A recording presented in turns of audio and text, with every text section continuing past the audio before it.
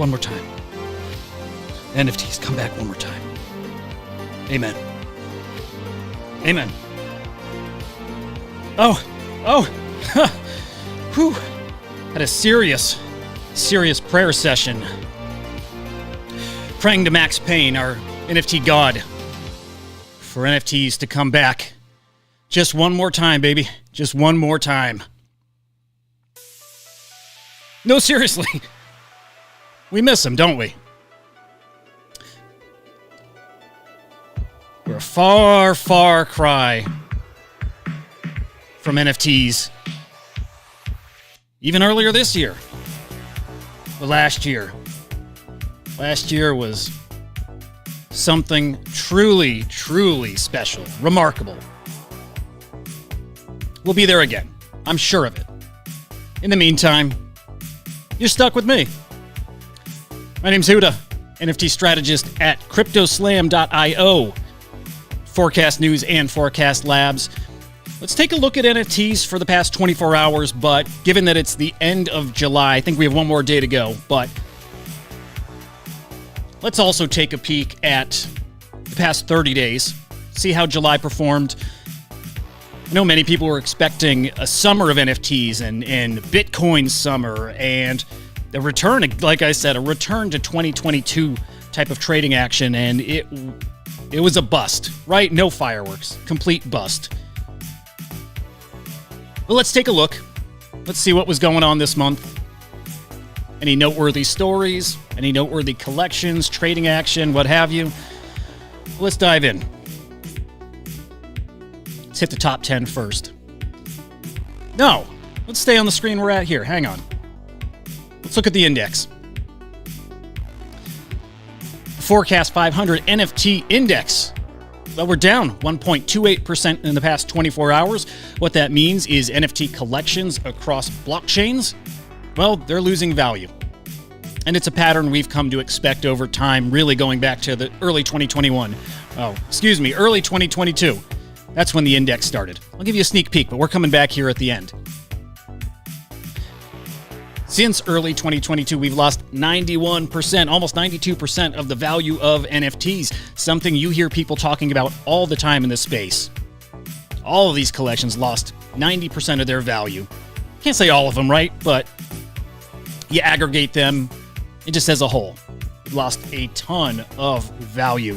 And like I said, we're coming back to, the all-time in 30 days here shortly. For now, let's get to 24 hours.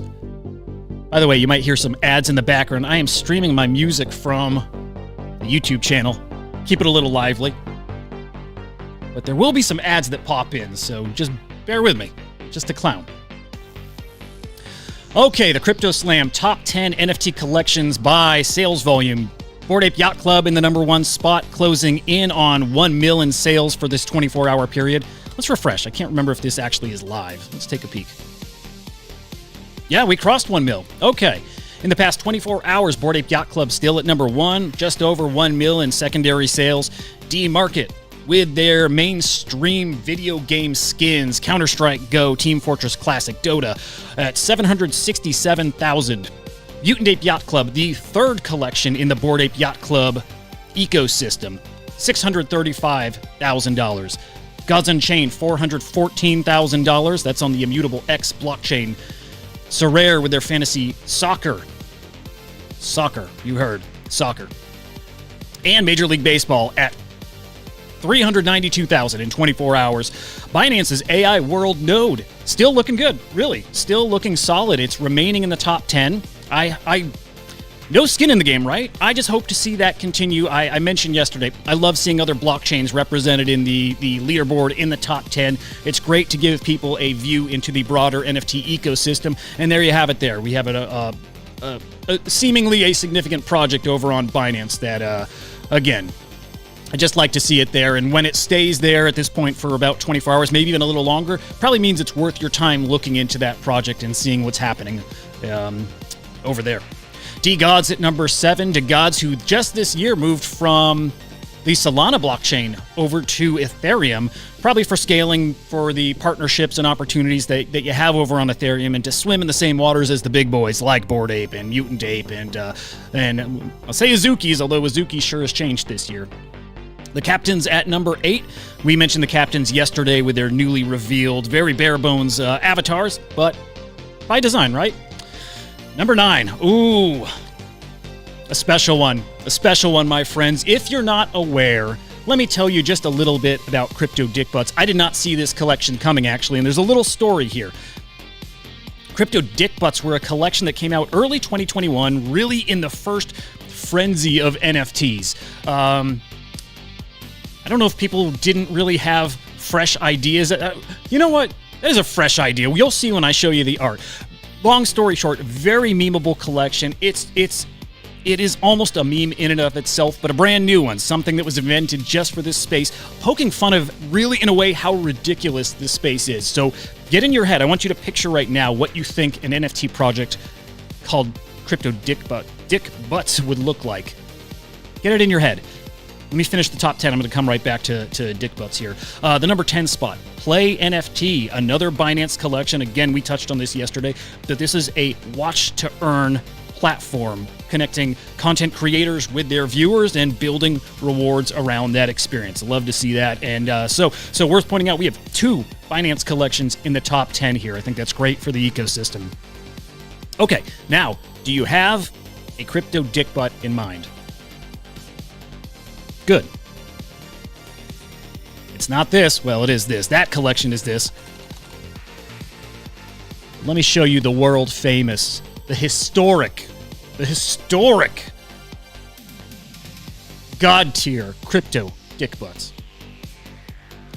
We're going full screen. You need to see in its full glory a collection of just over 5,000 of these absolute beautiful grails. And if this is what you had in mind, congratulations. You're a genius. Crypto Dick Butts.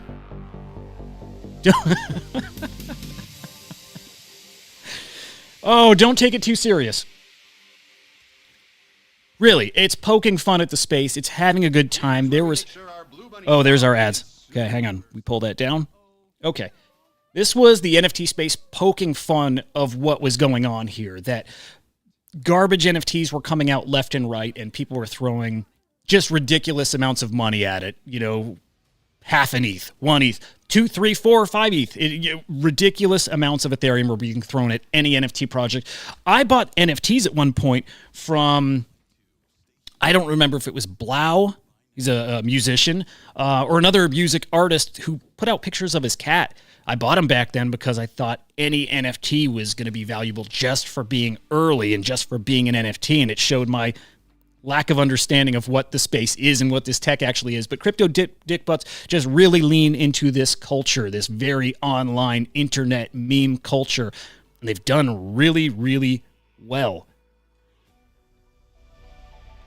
Consider we're 2 years removed from the launch of that collection, and still it's got a 0.7 ETH floor.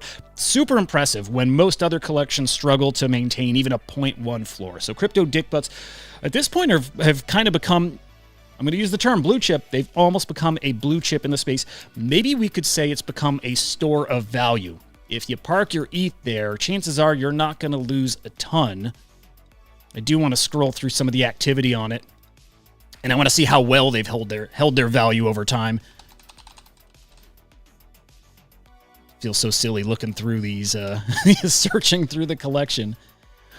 So what I also didn't realize, I guess there were multiple seasons of these. Well, maybe not. Maybe they were just named S3 from the get-go. But I'm going to go through some of the historic numbers. I just want to see how long they've really been around and, you know, what their trading action was like. And I would say they've been consistent. There's no real consistency across NFTs, but at this point, they stood the test of time, and they probably, I mean, this will sound crazy, but this is probably going to be a very long-lasting, sustainable project simply as a timestamp to say I was there and I was part of this collection and part of this community of this absolutely ridiculous thing. And that type of NFT, that type of product does very well in this space. So let's get back to the leaderboard, actually, and get into why we're even talking about Crypto Dick Butts. Okay. So here you have Crypto Dick Butts Season 4, Series 4, I'm not exactly sure, but a brand new collection under their umbrella. Now, what they are looks like some generative type project. I don't know if these are unrevealed. I'd say that's probably pretty likely. This is just a placeholder image, and that soon they'll reveal with the new collection of these Crypto Dick Butts. But what's actually really interesting is that the project is changing hands from the core team who built Crypto Dick Butts, now going to whoever is the largest holder of their NFTs. And here we have it. NFT Stats tweeted out earlier today that Crypto Dick Butts are down 25% after the team announced control of the project. Wow, their Twitter, their Discord, and their multi-sig wallet, all going to the hand of the biggest holder of Crypto Dick Butts. Multi-sig wallets are, picture your, if you're not familiar, and keep in mind, my audience for this is probably going to start with NFT traders and degens. That's not my aim.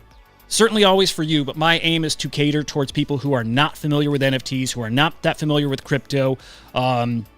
Very beginner friendly. I want to help teach people what these are. So I'm going to explain some things that you may be familiar with already, but that some others are not. A multi-sig wallet is an NFT or crypto wallet that requires multiple people to approve transactions. It gives you a little safety net in a way where you can't have one person that can steal the assets in a wallet just by them approving a transaction all on their own. Multi-sig wallets require multiple signatures, and I think you can set how many signers you want, but ideally you're having, 3 at least. You need a majority to approve transactions for a transaction to go through. That's a multi-sig wallet. So the largest holder of Crypto Dick Butts will end up having control of the multi-sig. Not sure how that's going to work. Yeah, we'll think about that another time, but really interesting the project is being handed over. We've seen that before. That's not a bad thing, right? The Pudgy Penguins were handed over to a community member. I believe he actually bought the project. He paid maybe $1 million for it. This is Luca Netz, by the way.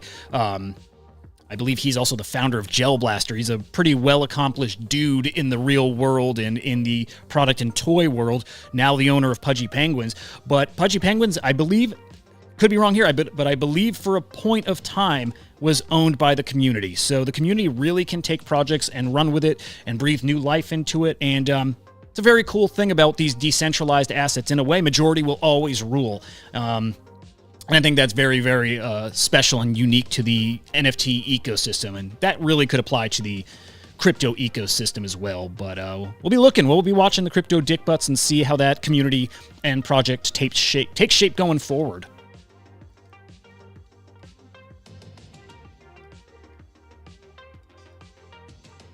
We'll review the top blockchains by sales volume as well. I'm going to get into some news here, but let's do a quick review here. Ethereum in the top spot with $10.7 million in sales in the past 24 hours. Binance in the number 2 spot. Again, the 2 projects I mentioned, AI World and Play NFT, driving it to that number 2 spot. You don't see Binance that high often. Hope it's sustainable for them. I'm always rooting these guys on. It's just great to see a little shakeup in that leaderboard. Solana at number 3 with $926,000 in sales. Mythos with those gaming skins, those D-Market gaming skins. At number 4 with $786,000 in sales. Polygon at 5 with $566,000 in sales. Bitcoin still at number 6, just over 500,000 in sales. Followed by Immutable X, Cardano, Arbitrum, and Flow. Let's take a quick look at the same chart, but let's change these terms up a little bit. Let's look back at the past 7 days. Looks pretty similar, right? You don't see a lot of change. It's usually Bored Ape in that top spot. It's usually D-Market at this point, hanging around the top. Gods Unchained as well. Those two, I'll mention this every time I see them. Gaming assets as NFTs is the right use case of NFTs right now. One of the few perfect product fits, and we'll see them up there for the foreseeable future, especially in this bear market. High volume, cheap assets, it just makes a lot of sense. Sotheby's Gen Art collection, definitely worth diving into here. This was Sotheby's first generative art sale on their platform, powered by Artblock's engine. Essentially, you have a live sale, a live mint, and when you click purchase, it runs code and it generates you your own unique output. I don't know that this was the first usage of Artblock's engine outside of the Artblock's platform itself, but it may have been, right? It was certainly the first time it was used on one of these more prestigious auction houses' NFT platforms. So it is noteworthy. These NFTs come from an artist named Vera Molnar. Hope I said that correct. She's a 99-year-old artist who is credited as being one of the first, if not the first, digital artists. So we're going back decades, and she was a pioneer then. She's a pioneer now, releasing NFT art, NFT generative art on the blockchain. When, you know, while the generative art ecosystem is booming, it is growing, it's not like it's caught on, you know, in the mainstream yet. It will. So in a way, Vera is very much pioneering this new technology. These NFTs minted at 1 ETH. It was a Dutch auction. With a Dutch auction, actually, the price goes down. So it starts high and it keeps coming down until it reaches a price point that you find buyers at. Well, buyers were found at 1 ETH. Today, though, look at that. Quite the investment. They're now priced at around 4 to 5 ETH for the floor price of these NFTs. And we've seen some of them sell for over 10 ETH. In fact, let's take a peek at the top sales in the collection. We had a 10 ETH sale. Was that yesterday? Last night at the very least, or late yesterday, a 10 ETH sale. That looks to be the highest sale in this collection, but really doing pretty well. This space really does value art, and you love to see it. I want to point your attention here over onto the blockchains tab. Oh, I've got to get better with my shifting around to perspective. See, when I show you the collectibles, I want to be on the right side of the screen. The blockchains, I want to be over here on the left, so I'm going to hang out here for a minute. The past 7 days, Ethereum still at number 1. They're not going to be dethroned for a while. There's too much utility on the chain. There's too much money already invested in that ecosystem. They are a juggernaut. You can see 70 million in sales in the past 7 days. Solana, number 2 spot there with $6.4 million in sales. There's a project I'm looking for in the leaderboard. It may not show in the 7 days. Actually, it makes sense it wouldn't. I'm going to show it to you in the 30 days. That's where you'll see it represented. So I'll come back to that thought. Binance at number 3 with $5.9 million. Mythos, Polygon, Immutable X, Bitcoin, Cardano, Flow, Arbitrum. Bitcoin, take note again, down at the number 7 spot. That changes when we flip to 30 days. Have a look here. The past 30 days in the NFT ecosystem, Bitcoin is at number 2. Look how significantly they've fallen from how high they were just weeks ago. So that volume was very front-heavy this month. If in the last 30 days they've gone from the number 2 spot, let me rephrase this. If in the past 30 days Bitcoin is the number 2 top-traded blockchain, but in the past week they're at 6 or 7, that volume happened earlier. And you can see over here, now we'll shift that perspective. You can see over here, it was BRC20s that was really driving that volume.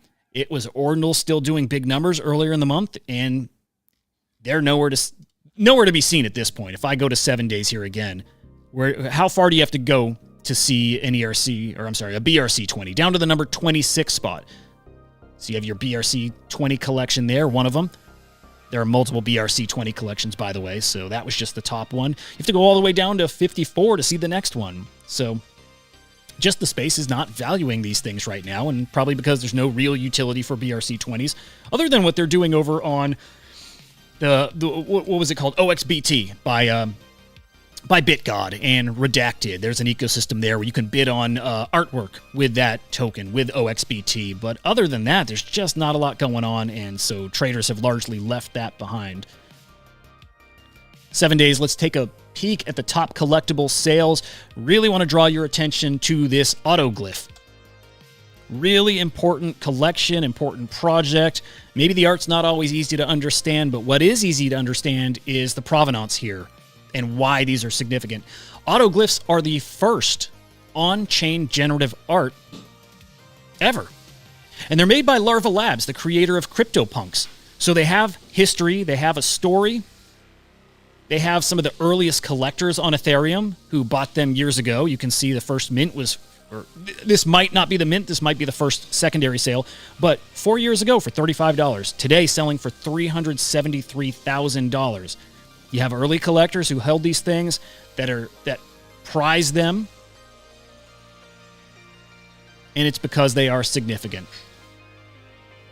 So you come from Autoglyphs and you go to that Vera Molnar collection, and you can see just how much generative art has grown, where now these generative art pieces are being sold at Sotheby's, right? Really important stuff going on here, and many consider what's going on in the art space to be historic, that we're living through a new art renaissance, and that this is really just the beginning. Let's also take a look at the Forecast 500 NFT index for the past 7 days, down 4.41%. Just that steady decline here. 1.4% 24 hours, but 4.41% for the week. Now, what do you say we zoom out a little further? In past 30 days, we're down 10.24%. Absolutely brutal. Not shocking. It's what the space does. Now, let's look at the Forecast 500 NFT index, but also dive deeper into individual blockchains here. So on forecastlabs.xyz, we can view the Forecast 500 index next to a view of just the Ethereum ecosystem by itself. And you see here that Ethereum NFTs are down 2.9% in the past 24 hours. In the past 7 days. The Solana ecosystem down 5.15% in the past 7 days. Polygon down 4.17%, also in 7 days. And Cardano, this one I'm excited to see because they've been doing their own thing, not moving with the market. Down 2.24%. Interesting. So less than the others, other than Ethereum. They're very close to Ethereum. But Cardano's done really, really well. And zooming out to the past 30 days, you can see that here. Cardano in the past 30 days down 3.35%. These are Cardano NFTs. Their crypto is called ADA, ADA. A lot of people don't realize they have an NFT ecosystem over there, but they do. And it's really doing well in this bear market. It's outperforming its competitors. We can say that at least. You can see Solana in the past 30 days is down 7.62%. Ethereum, I almost don't want to look. Down 7.75%. Not as bad as I was thinking. So it's really, let's take a look here. It's Polygon really pulling the market down. Solana and Ethereum neck and neck as far as both being around 7.5% down. But combined, dragging the broader NFT market down 10.23%. Other noteworthy sales just this week. Multiple CryptoPunks. There was a run on CryptoPunks with hoodies. People value that trait. It's a super cool trait. It is pretty rare. Not the rarest, though, and it's just people gravitate towards the hoodie trait for whatever reason. They're cool. So you see hoodie punks sell usually for a premium, where the floor price right now on a CryptoPunk is around $100,000. CryptoPunks hoodie punks are probably about 3 times that amount. We had a big Pudgy Penguin sale just a few days ago. I can't quite remember the platform, but someone won a Pudgy Penguin prize on, I want to say, a gambling site. Again, I can't quite remember where it was won, but the prize was a Pudgy Penguin. That platform then went out and purchased this Pudgy Penguin. The last time this happened, they overpaid for their Pudgy Penguin prize. I want to say they spent, let's just say $100,000. Actually, we can go and see.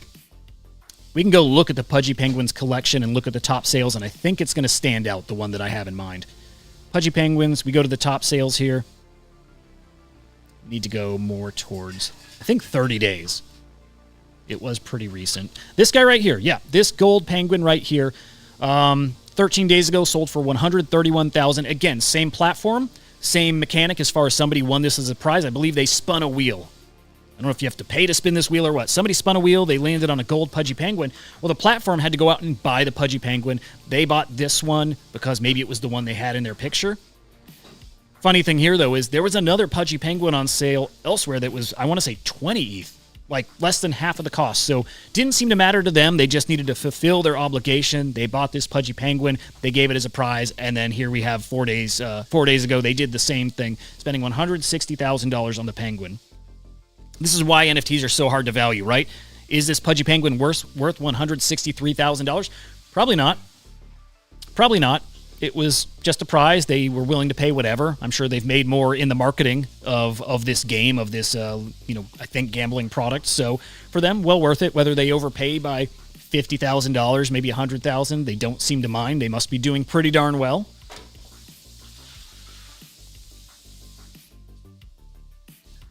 Fidenzas, these have been really hot in the bear market. This is also another Art Blocks generative art piece. This is from Tyler Hobbs. A lot of these were sold at Christie's, actually, in the past month at their recent auctions. Highly regarded, very valuable collection. I don't know if these are floor prices, but people really do value them, that's for sure. See quite a few CryptoPunks rounding out the top 10 here. You have the Beeple that we saw just yesterday. A lot of great sales, right? Quickly going to zoom out to 30 days, look at those top collectible sales too, and this is where you see some even bigger sales that took place in the past few weeks. You have a gold Bored Ape that sold for $1.2 million. You have a zombie CryptoPunk, which the zombie punks are very rare. I think only alien punks are rare, and I think there's only 3 alien punks. I want to say there's a couple dozen of the zombie punks, but they do hold a premium. We see this one that sold for just over $1 million. Here's another hoodie punk. This hoodie punk combined with a VR, those awesome VR goggles, that's a trait people like, usually across collections, and that cigarette, he fetched a premium, probably because of the hoodie with the VR goggles together. Cigarette probably doesn't add a lot of value, but VR and hoodie certainly does. You see some other Bored Apes over $300,000 there, and you see a Lost Robbie for $342,000. That is something we should get into at some point here. Very early AI artwork. These were given away for free at a Christie's event, I believe in 2018. A lot of them are lost, and they're called the Lost Robbies because most of them, nobody knows where they're located. People were giving out instructions, maybe a flash drive, and a flash drive with instructions on how to claim it. NFTs weren't big back then, so there was really no value to it. It was more of a novelty thing, and without that value, people had no real incentive to go and redeem it. That incentive's sure there now, right? I mean, $300,000+. Many believe these are true grails. These are a piece of NFT history that'll hold some significant value in the long run, maybe $1 million plus. I know people who own some, and they own a bulk of them along with their CryptoPunks, and these are what they consider the future grails of NFTs. So we love to see a sale like that. Interesting note, though, one Lost Robbie failed to sell. I think that was over at Christie's, and that was just a few days ago. And the opening bid would have been at just over $400,000. It did not receive that bid. Doesn't mean it won't sell. I believe there's buying action that happens after the auction goes live, and behind the scenes, people can still make offers after that auction is technically closed. So there is some thoughts that it still may sell for around $400,000, and I wonder if they can actually negotiate that price down a bit. So we may see another large Lost Robbie sale in the next few days here. We're watching for that. I certainly hope it does, because I like seeing those really true special prized NFTs find a new home. I think that's great. Other news, though, not a lot. It's been relatively quiet, I'll say that.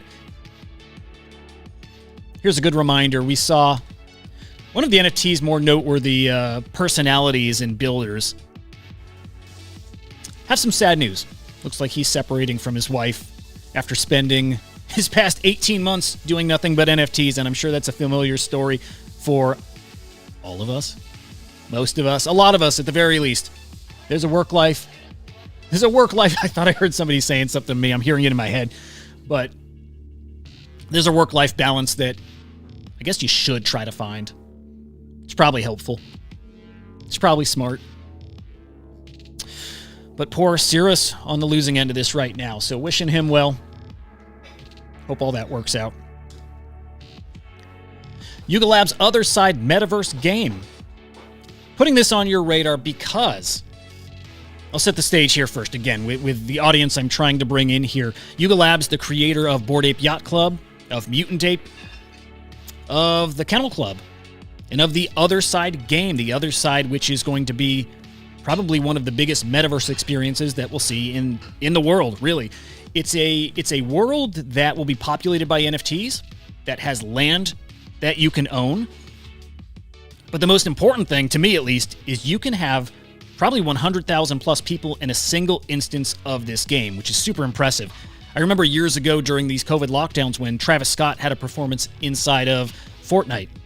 It blew me away just being around, I think at that point, 100 or so other people and getting to see a music experience with them. Well, you can multiply that by 10, 20, 30, however high you can scale this, that seems to be what their tech is able to do. 100,000 people in an instance, maybe enjoying a concert, a show, a gathering all together, no lag. Voice chat's live, by the way, so you hear people talking, but it's not overwhelming like you could picture it being. I've been to one of their demos or betas where they invite everybody to come join. It was super impressive. I'm a gamer. I was blown away by just being in an environment with that many people. So this needs to be on your radar because it may be launching this year. And supposedly, this is the rumor, that Yuga Labs Ape Fest, it's an annual... Cut that volume back down. It's an annual party or gathering, sort of like NFT NYC, except it's focused on just their ecosystem, just on the Bored Apes, and they have concerts. I don't remember if Eminem performed there one year, but that's the kind of caliber of artists they have there at this destination event. It is a concert. It's a bunch of parties. Ape Fest 2023 is going to be in Hong Kong this year in November. Now, the rumor is that the Other Side Metaverse will launch at the same time. There were comments, I believe, from somebody on the Yuga team, don't know if these were official, if these were just through the grapevine, but that if you live outside of Hong Kong, if you're in the States, for example, don't worry. You're still going to be able to attend Ape Fest. And to me, all I can imagine is that means you're going to attend through the metaverse. So what better opportunity to launch that metaverse than at their big NFT gathering? And you can have people from all over the world take part in it right from your own home. So I'll certainly be there if they open it to the public. I don't know if you'll have to own a Bored Ape still in order to attend even the metaverse side of it, but it's a big deal. Definitely worth paying attention to. And I bring all this up because Yuga Labs just held a more closed beta, a closed demo. I believe there was just a few dozen people that were allowed to attend this. But what I thought was super cool was at this smaller beta, this smaller demo, I don't know if it's here on the screen, but people actually got to experience run around as their avatar. So the Bored Ape collection, these 10K NFTs, each of them will have a 3D avatar to be able to run around inside of the metaverse with, inside of the Other Side metaverse with. And these few dozen people got to actually use their avatar. And I think that was the first time that we've seen them live in action. Maybe other than screenshots, maybe other than just closed, kind of video captures of them. This was a more live environment with the Bored Apes running around. So that was great to see. The metaverse is definitely growing. The interoperability of it is growing. We saw that just in the past few days. There's a metaverse platform called Decentraland. They've just allowed for the skins and avatars you wear in that game to be exported, and you can use them elsewhere. So I downloaded a skin of mine. It was an Ozzy Osbourne skin. It was a wig. It was some bat wings. Super cool. I was able to download that and import it into another metaverse called OnCyber. And now in my OnCyber gallery, I'll call it, I can now run around as my character that I used elsewhere. That's a very, very exciting part of NFTs and of metaverses, the ability to use your assets across gaming ecosystems. We can almost think of that more as the beginning of the open metaverse. Again, these interoperable assets that you can use anywhere. And a lot of us have a vision that that's what this gaming ecosystem is going to look like in a few years. You can have one avatar and use it in all of these different games, and you have your assets that you can populate your environments in all these different games with. It gives a new life to your assets. It also gives a different kind of value to these assets, knowing it doesn't just work in one place, it works everywhere. And it also brings a different kind of probably financial value to it for the same reason. Here you can see the Decentraland announcement here.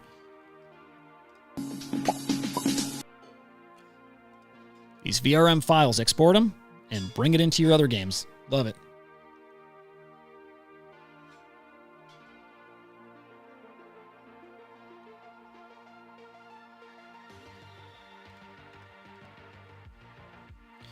And maybe we close on this. Starbucks is releasing one more NFT collection. I shouldn't say one more, right? They're never going to stop releasing NFTs, but their collectibles have done really, really well. They have reached a mainstream audience. These NFTs do live on the Polygon blockchain. They're releasing a new 5,000 edition collection. They are green aprons. They call them stamps. I guess they may look like little stamps, or maybe that's just their way of not calling them NFTs, something people are more projects are trying to do, right? They're trying to move away from the term NFTs, instead give them another name, a digital collectible, which I also think may turn people off too. I like the idea of naming these stamps. They're just digital stamps, but behind the scenes, they are technically NFTs. This is how you onboard people. You get rid of the term NFT, something that has this stigma now, and you call it something a little more relatable. So in a rewards type program, which I think is closer to what Starbucks is offering, you call it a stamp, and people are probably much happier, much more likely to collect a stamp than they are to collect an NFT. I think that takes us to the end. What do you think? Will our prayers be answered? Will NFTs be coming back? I'll tell you this, I don't think it'll be today.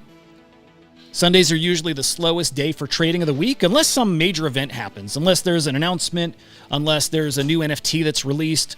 Typically, Sundays are very, very slow. Possibly people, that work-life balance, going out and touching grass a little bit. So with that said, shall we touch grass today? I'll say maybe. Just maybe. We'll see you next time. Probably give a little update later on today. Working on some more dialed-in segments, specific topics, maybe specific NFT projects, doing deep dives, and also brainstorming a bigger live stream where we have a guest on. We talk about maybe different topics like trading, collecting, really anything we can think of. But we're brainstorming those. I want to kick it off live and would prefer we do that when people will be able to join, right? I want it to be very interactive. I want people to be able to ask questions. I want people to be able to come on the stream and talk as well. You've got other great shows out there like Rug Radio with Farouk, who does this with Mando and OSF, and he's got a whole crew that they cycle between. And it's a good time, people just hanging and talking NFTs. That is definitely something that I will be building towards. But instead of having other NFT personalities, I want it to be the general NFT audience. I want it to be traders, and I want it to be friends coming up and just hanging for a good period of time and enjoying NFTs. One of the better side of NFTs, which is the social aspect. So I think we'll call it there, but we'll see you again later today. We're out.